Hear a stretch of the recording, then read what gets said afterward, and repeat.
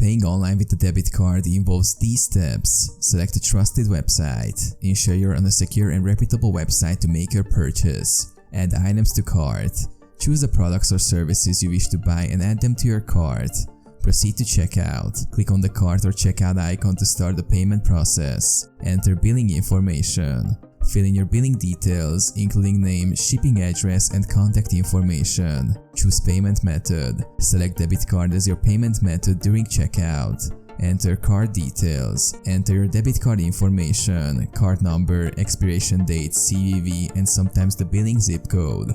Check details and confirm. Review all the entered information to ensure accuracy. Authenticate payment. Some transactions may require additional authentication via OTP sent to your registered mobile number or through biometric verification. Complete transaction. Click on Place Order or Complete Purchase to finalize the transaction. Payment confirmation. Once the payment is successful, you will receive a confirmation message or email, and the website will provide an order confirmation.